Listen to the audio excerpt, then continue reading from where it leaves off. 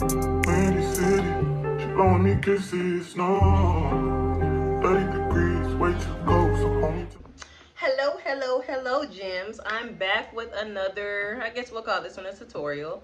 And today I'm going to be doing some bantu knots for you all. I know it's really simple, but you'd be surprised how sometimes you might be that one video that somebody's looking for. So here I am. Without further ado, let's get into these bantu knots. Alright, so we're going to start by parting off the bantu knots as clean as possible. Here I'm using my carbon comb that I broke some teeth off of and filed the end so that it could be super duper sharp.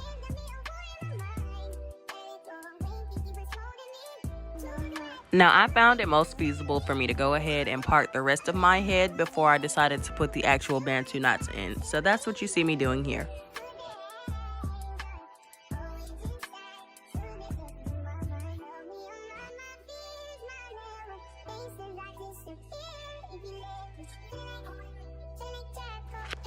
Edge booster has always been that girl and probably will sometimes be that girl at this phase of my life because it's a little greasy now. So if you guys know a really bomb edge control, drop it in the comments below.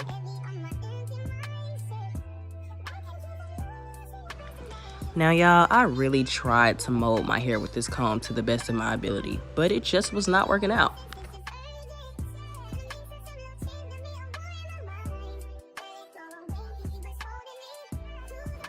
Which explains why you'll see me switching over to use my brush to go ahead and sleek it down. And of course, I'm going to pull out my Eco Style gel because it always works with my hair. It always just slicks everything down. It has a nice little finish to it. So I'm going to put that in as well. Somebody's probably thinking, wow, she has a lot of product in her hair. You're absolutely correct, but I got to wash my hair anyway, so it is what it is. I use 2 rubber bands in the front for the bantu knots, and I don't really have any justification as to why, so it's completely safe to just use one.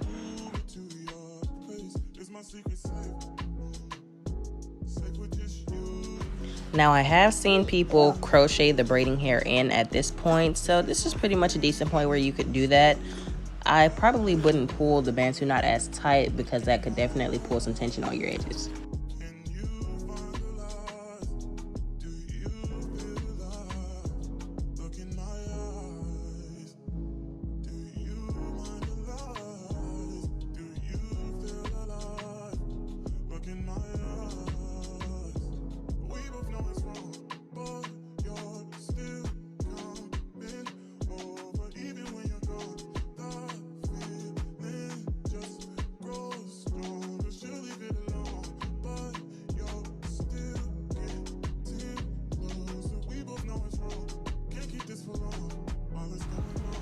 Now this is just the first one that I did to kind of see how the bantu knots were going to look because I've never added braiding hair into mine.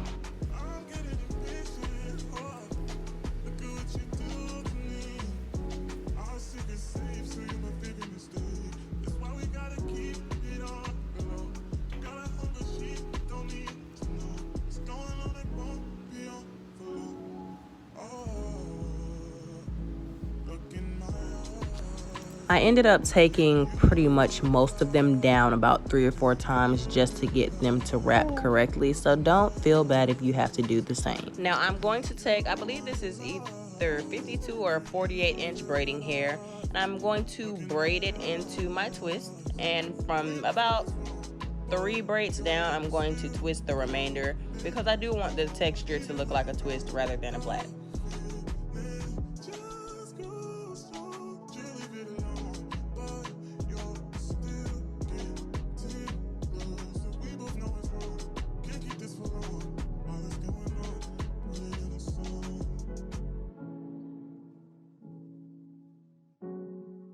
Remember, don't feel bad if you have to wrap these more than once.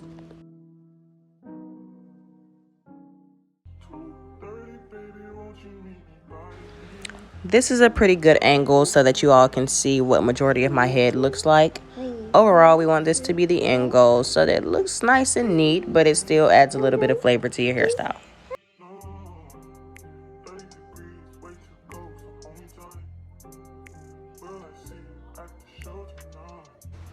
I do want to add that through most of my twists, I pretty much twisted them all the way down just because it looked neater, but you don't have to if you don't want to.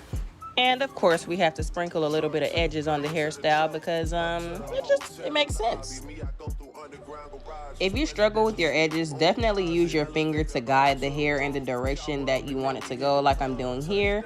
And don't be afraid to use the end of a comb or like the little metal piece that's attached to the comb to go ahead and get the perfect curl or the perfect cutoff for the edge.